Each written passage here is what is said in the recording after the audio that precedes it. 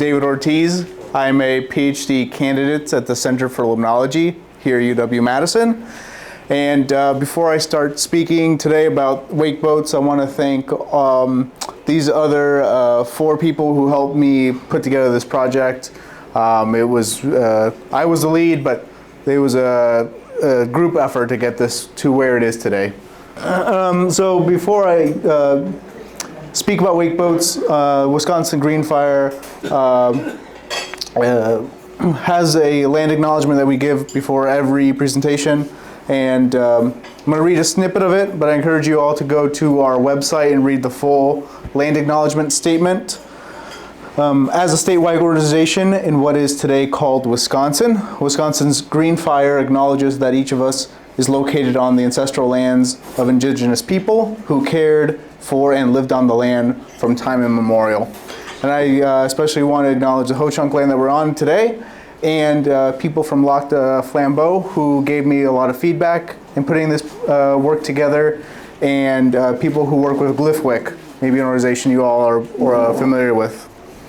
So with that, so this project was really led by Wisconsin's Green Fire, which is a nonpartisan, independent nonprofit, and they were founded in 2017, which is an organization filled with community experts, much like this room is today.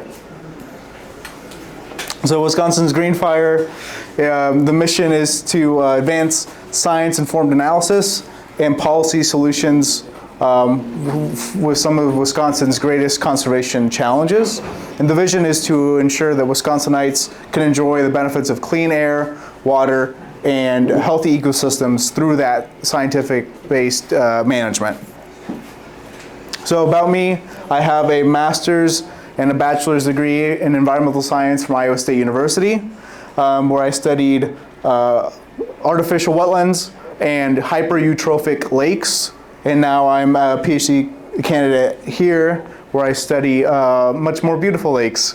And I hope to be graduating in August with my PhD, and hoping to start my long career and hopefully end up in a room like this. David, we have a couple fisheries people here. I think they just came back from Canada fishing. I think they'd be excited to hear about your first fish you ever caught. Yeah, so this was not my first fish, but my first fish working at a field station at the University of Notre Dame Ecological Research Center. It's split between the Upper Peninsula of Michigan and Wisconsin. And it has an amazing panfish fisheries. And the first fish I pulled out of that lake is that monster in that right-hand corner. And I thought it was a good photo, so, yeah. So now about wake boats. So this is the outline. I'm going to talk about what wake boats are, some of the ecological risks, what are some of the communities doing now, the knowledge gaps that we found in this literature review, and then I'll leave you all with some conclusions. So yeah, we'll start with what are wake boats. Yep. So they're deep V-shaped motorized boats that vary in size and weight. You can't find a wake boat that has less than a 200 horsepower motor. They generally have wake enhancing technology, shapers and wedges, making these wakes taller or making them smoother. And they have large internal ballasts. So the largest one on the market right now is approximately 600 gallons, or 720 gallons, which is 6,000 pounds. And they're used for wakeboarding and surfing. So you can go down a YouTube rabbit hole of seeing people do these extreme water sports. But essentially, a rider is towed behind the wake that the boat is creating. And wake surfing creates wakes that are slightly taller, allowing the rider to actually ride down these wakes as if they're surfing on an ocean wave. And the wake surfing is done with the boat traveling at a slower speed, about 10 miles an hour, and the bow is at a relatively high angle to the water. It's about 10 or 15 degrees above the water. So you do have to enable that large wake to be created.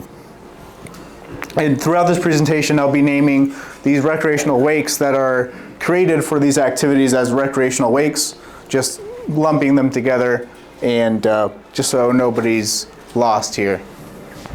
So I'll start with aquatic invasive species.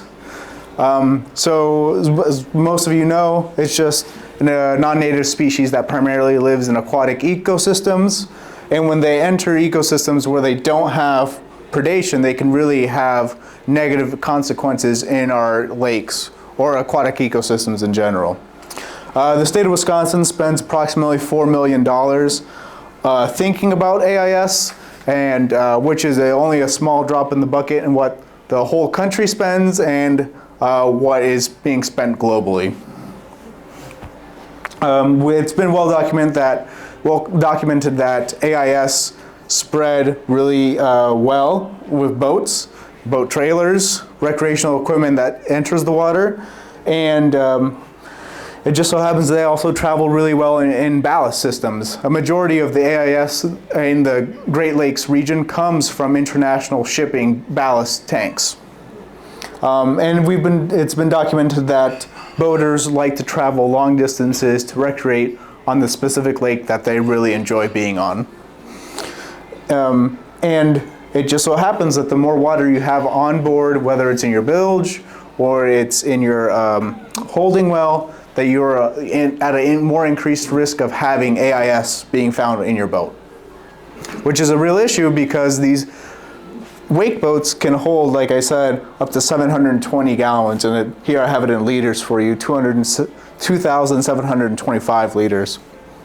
And the big issue is that when they're emptied, they don't fully drain. So on average, they leave behind approximately 8.5 gallons, and the worst case scenarios, they leave behind 23 gallons in these tanks.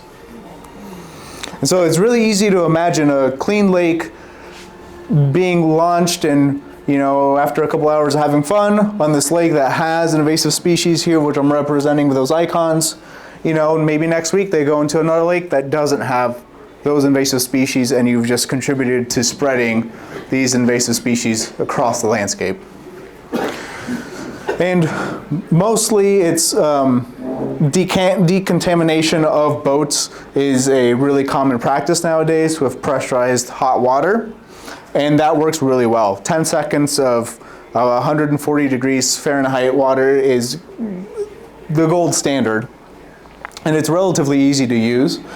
But the internal ballast systems of these boats make them more complicated to sanitize.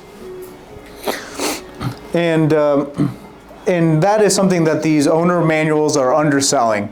So in these owner manuals, they recommend flushing each internal tank for 10 to 15 seconds with hot water, and that is enough to sanitize those internal ballasts.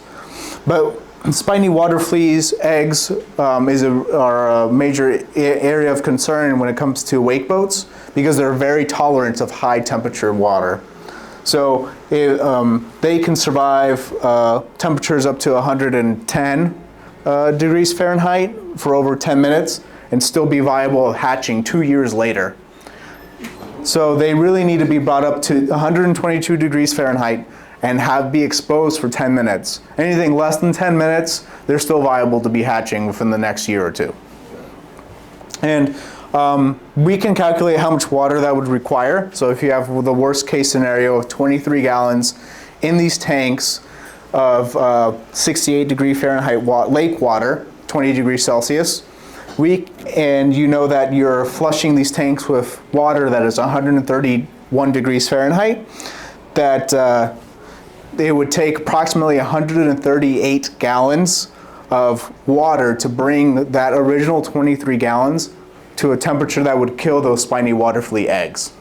So this is an issue that the states out west have been realizing is unattainable and unrealistic to be sanitizing every wake boat. These hot water pressure washers maybe hold 200 gallons each, right? And so it's a lot of water to be heating up and a lot of energy, which often run on diesel or gas. And so it's becoming a real issue with keeping up with desanitizing these wake boats. So just a summary here is that AIS travel really well in boats, but they travel even better when they have some water, like in an internal ballast tank.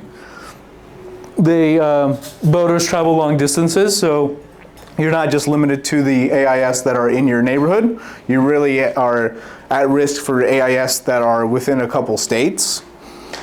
And the ballast tanks make it really difficult to sanitize. So next, we're going to move to aquatic plants, also known as macrophytes. The more I've been an aquatic scientist, the more I've come to appreciate aquatic plants. I think they're undervalued, but they oxygenate the water column. They provide shade for organisms. They are habitat for invertebrates and small fishes, nursery for young of year fish. They uptake excess nutrients. They stabilize the lake bottoms, and they act as a buffer to incoming wakes or waves coming in shore. And there's also this large cultural significant portion of it, especially here in Wisconsin. The thing that comes to mind is monomen or wild rice, especially in northern Wisconsin. And that plant has especially shallow and fragile root systems. So I want to preface that all boats can rip up and tear macrophytes if they're operating in an area that's shallow enough. But wake boats have their propellers in approximately 3 feet below the water line, which is almost twice as deep as other regular boats. And their mixing depth has been estimated to be about 20 feet. So you're really pushing the area that these wake boats can be affecting the sediment and the macrophytes to a huge area compared to these other boats. With that being said, the loss of macrophytes in your lake could be expediting the rate of erosion, and because you have this lack of a buffer system. And the larger the wake or the wave, the more erosion that's going to be occurring on your shorelines. And a really common approach is just to install some riprap, but that also comes with a lot of ecological consequences like loss of riparian habitat or macrophytes, or even reflecting the wakes to an area that is unprotected from riprap, and you're just pushing the issue somewhere down the shoreline. So some summary here, they play a vital role, and people often ignore them and call them weeds, which breaks my heart every time I hear that. But they should be protected, and are especially susceptible to wake boats, and especially wild rice up north where those root systems are really shallow. So, yep, shoreline erosion now, as I mentioned before, it's a big issue with wake boats, but there's two things that kind of play into what determines how fast erosion occurs at, which is what the shore is made of, the slope, the material, the protection that it has, and the actions that are causing the erosion. So in this case, we're interested in wakes. So it's the combination of those two things. And wake boats create this really powerful wake that has energy 6 to 12 times more than a normal motorized non-wake boat. And these wakes are 2 to 3 times taller than other boat wakes. So we're talking about 5 to 13 inches taller already. So these wakes can be over 25 inches in height, which is pushing a meter. And like I said before, the larger the wake or the wave, the more erosion that's going to be occurring on these shorelines. And sorry for this small graph here, but it's taken from this Marr et al. Paper. So the red and the blue lines and the dots or the points are wake boats, and the yellow and the green points and lines are non-wake boats. So at 600 feet, wake boats have the same amount of energy that non-wake boats have at 200 feet, that the wakes that they're being created have that same effect, right? So these distances of no wake zones that we commonly see in Wisconsin being 100 or 200 feet, have no effect in mitigating the impact that these wakes are having on our shorelines. So it's kind of a summary here. They have a large radius of effect, 600 feet at least. That was the extent of that study. I'm sure if they would have had some foresight and maybe did some trial runs, they would have expanded the area of observation. But right now we're stuck with the estimate of 600 feet. Riprap, again, is a solution to shoreline erosion, but comes with consequences. And the loss of shoreline health can also negatively affect property value and local economies. I think this study I'm citing here, Crystal et al. In 2023 estimated that about almost $2,000 for every shoreline foot of reduction of shoreline value if you have like a unappealing shore like that, like in that image. So it's a really big issue on several fronts. So next I'll talk about sediment resuspension and mixing. Nothing new to you all. This is a cross-section of a very stereotypical lake. The top layer, the epilimnion, is generally thought of as nutrient poor and oxygen rich.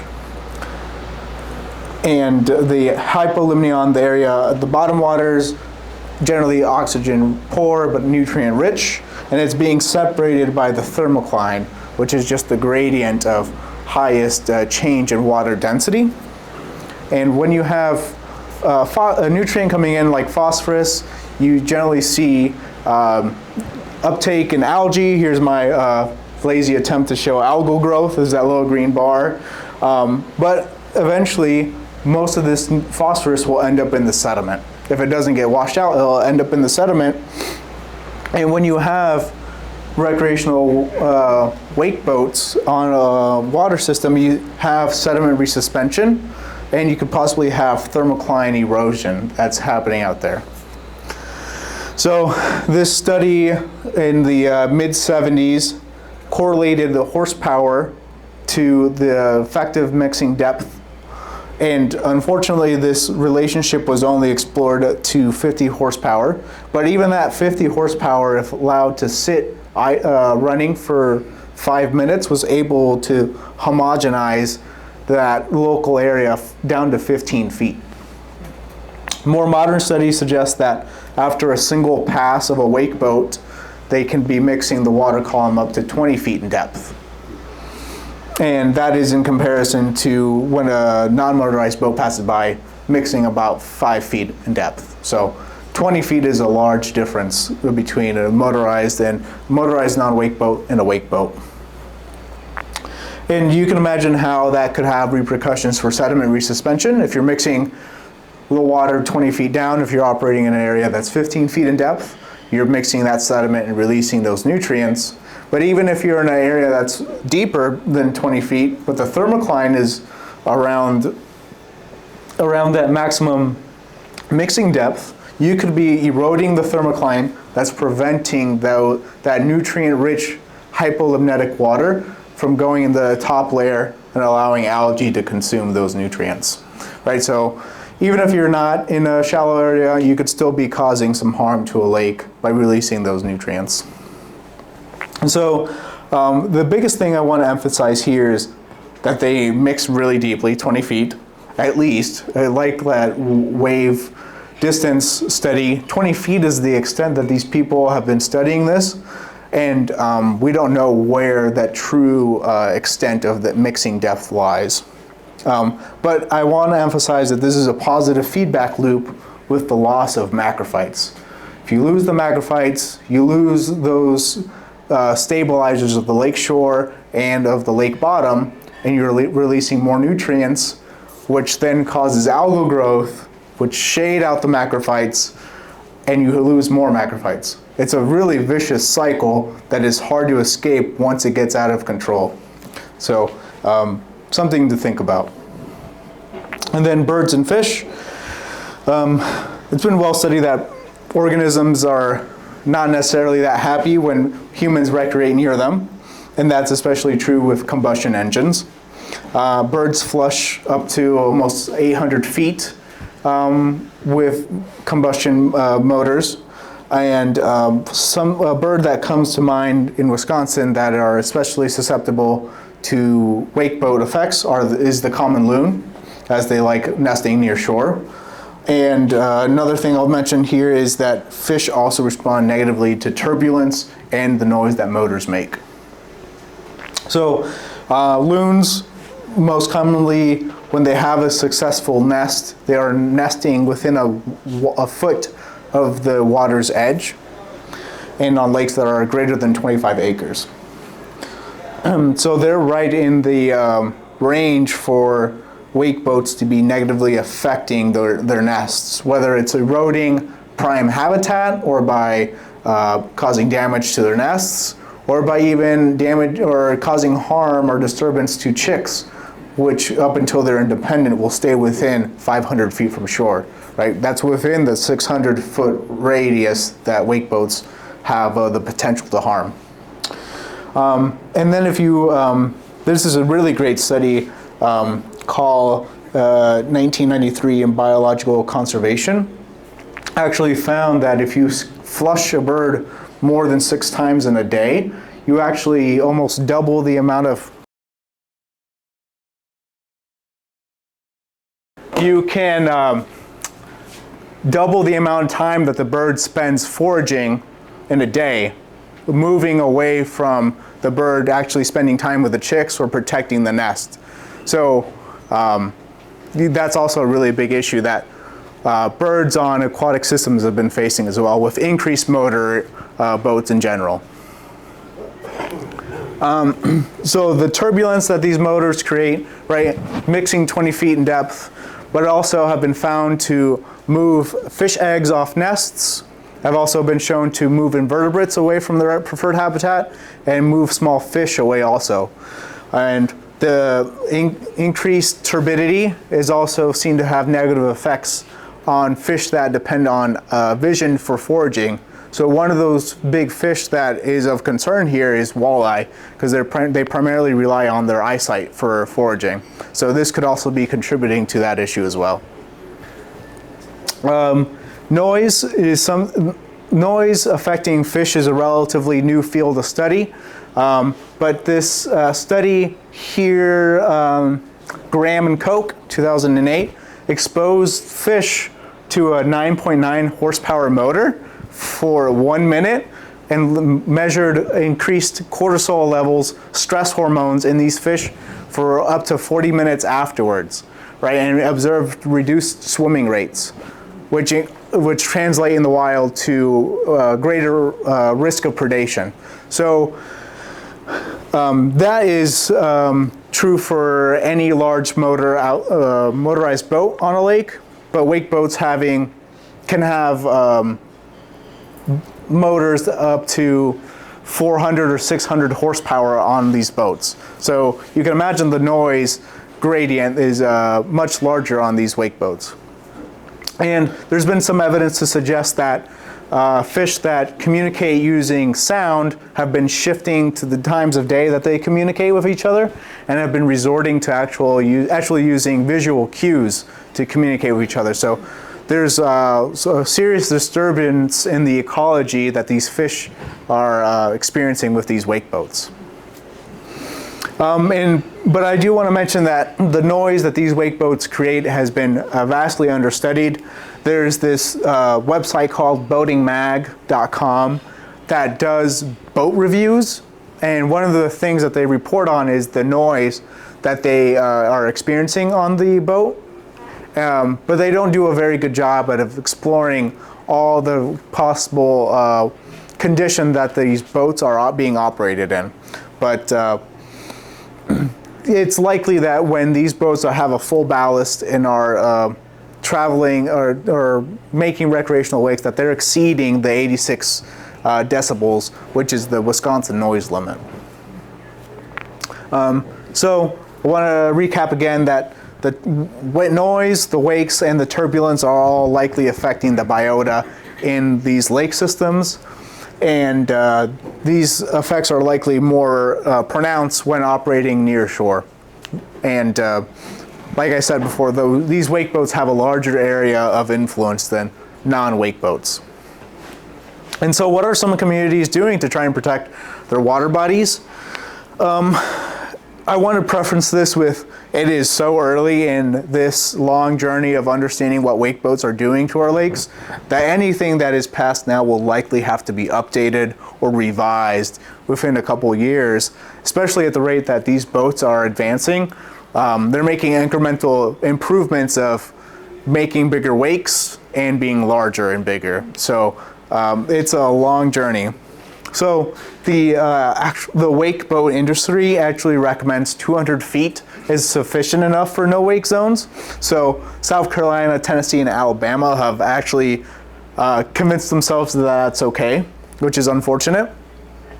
Lake Minnetonka in Minnesota has implemented a 300-foot no wake zone. Lake Sunapee in New Hampshire has a more conservative no wake zone between 500 and 700 feet, which might be more appropriate. And the towns of Hayward, Bass Lake, and Round Lake here in Wisconsin, which are located in Sawyer County, actually have prohibited recreational wakes from being created within 700 feet from shore and or a dock. And that applies to 28 water bodies. So that's actually a really conservative and really a great ordinance to have. So as I go through these, they're going to get more and more conservative. Montana actually has a statewide sanitation system for all boaters, free to use, and have actually passed laws making boaters liable for the any damages that their wakes can have. Lake Tahoe is one of the strictest lakes with AIS. They require every boat entering Lake Tahoe to have been inspected for AIS or have proof of a recent professionally done sanitation. And they provide a lot of online resources for boaters to find where they can get that done and where they can and can't be creating these wakes on the lake. Vermont just passed this no wake, just passed legislation against wake boats.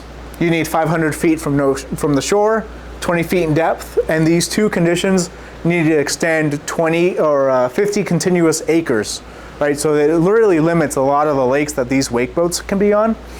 And more importantly, they've also passed this home lake rule that doesn't limit wake boat owners from going to different lakes, but it makes it much more difficult for wake boat owners to leave their home lake.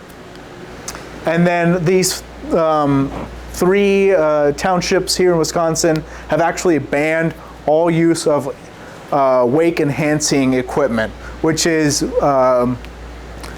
really simple and elegant language, because now pontoon boats are being retrofitted with bigger motors and some wake shapers and to actually be used to wake surf and wake board, but aren't wake boats. So that's clever language on their end. So some knowledge gaps. I want to emphasize that everything I've said is super early on within this field of study.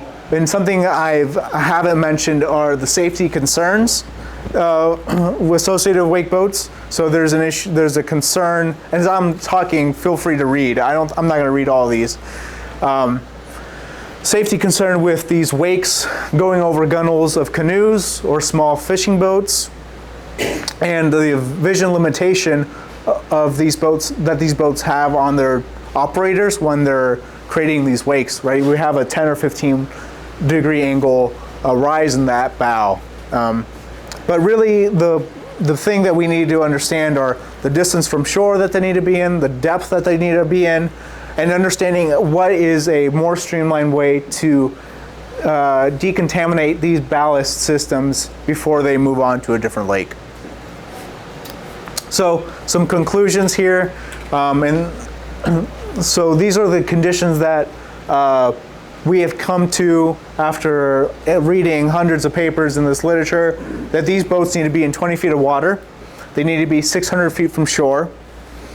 If there's at-risk fisheries or successful loon population on the lake, maybe consider delaying when these wake boats can be on the lake.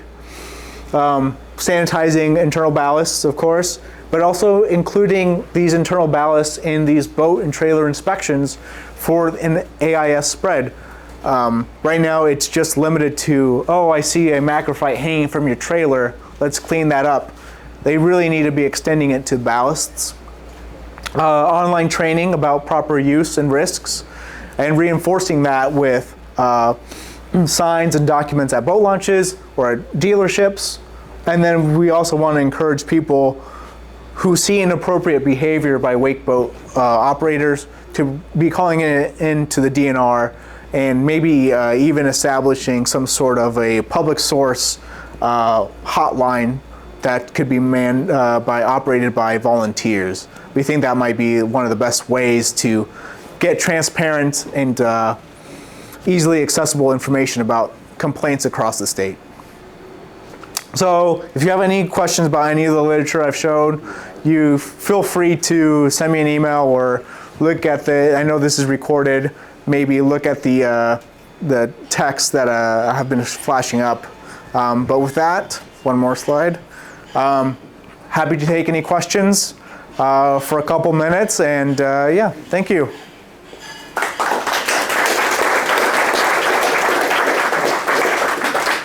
Yeah. If somebody actually wanted to clean the ballasts, how would they do that? I mean, that's not an easy thing, is it? No, it's not an easy thing, but there are several boat models where that these ballast tanks are actually bags. So you can unscrew some panels and actually remove these bags and tip them out, make sure they're drained, and then flush them with hot water. But a lot of them are hard ballast tanks, which can't be removed, which then just only leaves you with hot water, right? So, yeah. I guess in terms of getting support for some of these things, a lot of the issues you raise are environmental. But I think there's lots of conflicts between other boaters out there operating different kinds of equipment. Yeah. Fishermen, kayakers, just normal people who are cruising out on any lake. When these wake boats come through, you're just slammed. And it doesn't make for a happy experience for the great majority of boaters, so that a few can do these extreme sports. So I think I would try and reach out to the boating community also. I think you've got allies that you would not expect to find. Yes, and that is something where these wake boats really should be limited on larger lakes where their effects are limited towards, the center of the lake, away from where some of these smaller boats may be operating. But it does seem unfair that you have to create some sort of a system to allow for some cohabitation there. Yeah. We can get a chapter 30 permit for dredging in areas under 20 feet. I hope not, because that is terrible. That is terrible, yeah. Moving sediment is a very tricky business. Yeah. I have a question for you, Dave. I think I mentioned to you that I have a niece who has a wake boat and she paid in excess of $100,000 for it. I mean, it's just really decked out, which is not that high of a price. No. I mean, what's the most expensive one you could? I mean, you're pushing up to like $250,000. Wow. Yeah. Anyway, with her $100,000 boat, it's got like a big roll bar, a big fiberglass roll bar. That the only reason it's there is to support the sound system on the boat. Yep. It's got this huge sound system, so when my niece is behind the boat surfing, she can listen to music. So it made me think, and I don't know about acoustics, is that noise also affecting are the fish hearing that noise too? Yeah, likely, right? It's like fishermen don't like having music being played when they're on the boat, or they try and whisper when they're on there as well. Yeah, that noise is also contributing to that noise pollution that they create, but that's way harder to document and regulate. Sure. that sound systems. Does she play the Beach Boys? Well, I don't know. Maybe it's a type of music. Yeah, It's loud enough so she can hear it over the roar It's of the engine. very loud. Have they looked at what the average decibel level is? Because that would be another tool to regulate. Yeah, so that website provides a kind of a wide range of decibels, but none of those boats aren't being tested with full ballasts. So it's really you don't really know what kind of noise they're generating when they're actually creating these wakes. You really get a better idea for like idle conditions or when you're just cruising around the lake. Yeah. pink shirt. So I'll have to look at a video because I haven't seen one of these, but in some cases, the person behind the boat is not tethered to the boat, right? They're just wake surfing. Yeah, when they're wake surfing, yeah, they let go of the line, yeah. So no observer would really need to be in the boat then, so that's a big safety concern. If they're not being towed, Well, the language would have to change. they're towed until they find a wake that they like, and then they let go of the tow line, and then they surf, and then the boat will circle back and get them, yeah. Okay. Yeah. I don't want to mention this, has anybody like tried to completely ban them on a smaller lake, and if so, were they successful? I know I was talking about that up north. Yeah, so they banned the use of recreational wake enhancing equipment. So that essentially translates to ballasts and wake shapers. But it doesn't get rid of the boat, you just can't use that equipment. As far as I know, there's no, I think maybe Manitowish Waters has ordinance that is in the process that they are trying to just completely get rid of them, but that's a very difficult battle to have. So those three that you mentioned, Mequon, Deansville, and where was the other one? Rhine, Yeah, so they have any kind of wake, wake enhancing equipment. okay, so has that been challenged in court at all? No, or- they're small townships, Okay, and it's so probably the Milwaukee River, right? yeah, and it's one of them is on the Milwaukee, yeah. Yeah. There are local people that are fighting this, like there's an attorney, and I think it is Manitowish Waters, that's going around briefing people about the problem, but they're getting pushback from the legislature, that's hearing from business.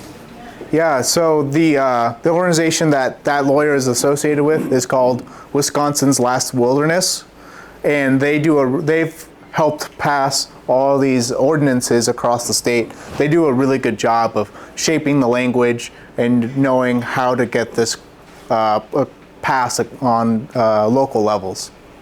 My guess is they can't regulate the boat because it's constitutional, but they can regulate how they're operated. Yeah, but I mean, it's a local ordinance. There's a lot of freedom. If ultimately you want to ban a certain, just like ATVs, Manitowish Water also banned ATVs on streets. Now you can probably ban wake boats if you really wanted to, if there's community support.